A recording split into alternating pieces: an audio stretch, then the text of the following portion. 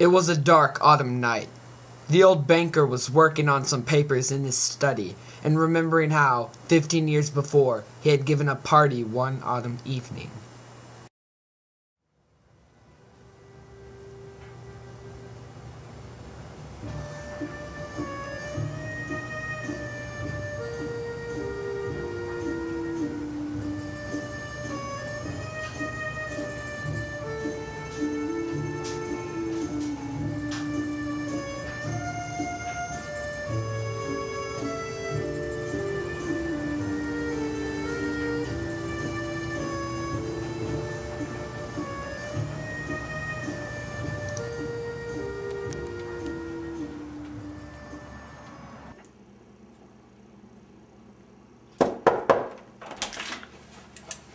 I'm here for the party. Yeah? What's the password? I need no password. I'm expected. Alright, come on in. I do not agree. I have not tried to... Oh, hello there. Welcome to my party. Where's the wine? Mind if I take the light? Go right ahead. Anyway, I have not tried either the death penalty or imprisonment for life. But if one may judge a priori, the death penalty is more moral and more humane than imprisonment for life. Capital punishment kills a man slowly. Which executioner is more humane? He who kills you in a few minutes, or he who drags out the life out of you in the course of many years? I'll up the ante by 5.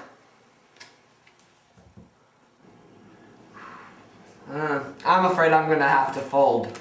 Anyway, Mr. Smith, both are equally immoral. For they both have the same objective, to take away life. The state is not God. It cannot take away what it cannot restore when it wants to. Of course. My experiencing in banking and investing in the stock market has taught me a lot about our society. Rather, your society, I still hold citizenship in Britain. But I do believe the state has power over the people when it regards to our law system. With all the turmoil on war to end all wars, however, I do fear what kind of lunatics still exist in the world. It would feel much safer to have put them down instantly. Indeed. I'm going all in. Risky, eh? I like your style. What's your real name? My name is Leroy. Leroy Jenkins. I'm a lawyer. Marvelous. May I ask for your opinion on the subject? Well, the death sentence and the life sentence are equally immoral. But if I had to choose between the two, I'd probably certainly choose the second. To live anyhow is better than not to live at A all. lively discussion arose. The banker was suddenly carried away by the excitement. Not true. I bet you 2 million you could not stay in solitary confinement for 5 years. Why? If you mean that in earnest, then I'll not stay but 5, but 15 years. Done. I will bet 2 million that you cannot do it. Alright. You stake your millions, I'll stake my freedom. Royal flush. Bah. And this wild and senseless bet was to be carried out. The banker commented on this to the young man at dinner. Think better of it, young man. 2 million to me is a trifle. But you'll be losing 3 or 4 years out of your life. And I say 3 or 4 because you won't be there very long. Ha ha ha ha.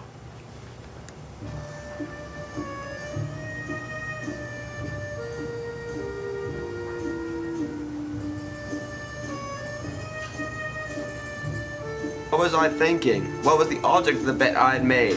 What is the good of that man losing 15 years of his life and my throwing away millions? Can it prove anything? No. No, it was all meaningless.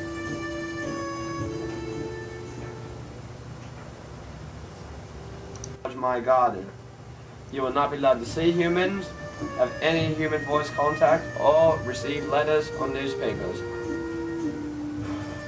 You shall have as many books as you want, you may drink all of my wine, and you may have as many cigars as you desire.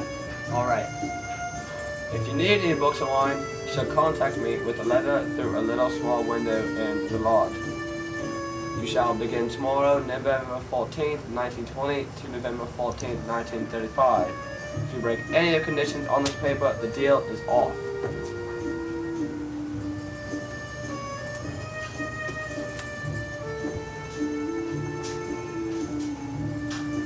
Well, here goes nothing.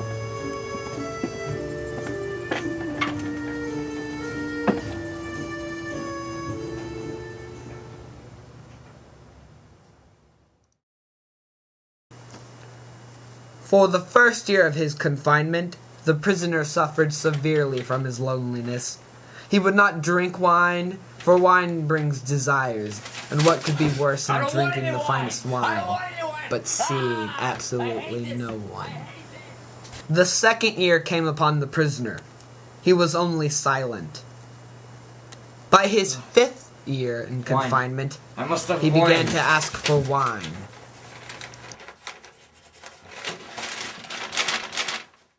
Hola, Mr. Gibbons! Hi, Mr. Jorge. You hear about that lawyer in confinement? Ah, sí. Fool. He only eats, drinks, and sleeps in there. Muchacho pobre. Sad. Well, I'm off to work like any other man of the house. Ah, sí. Adios, amigo.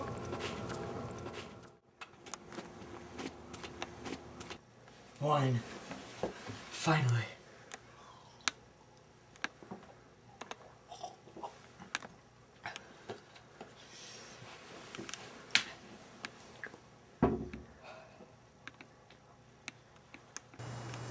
The prisoner spent hours writing through the night. He talked angrily to himself, and always by the next morning he would rip apart everything he had wrote the night before.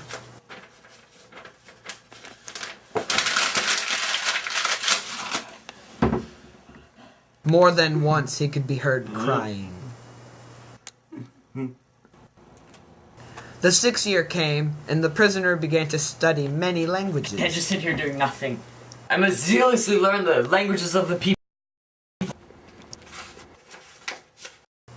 He received all the books he had asked for, over 600 volumes, as he began to study. In the course of 4 years, he had read all 600. He wrote a letter to the banker. Let's read this letter. My dear jailer, I write you these lines in 6 languages. Show them to people who know the languages. Let them read them.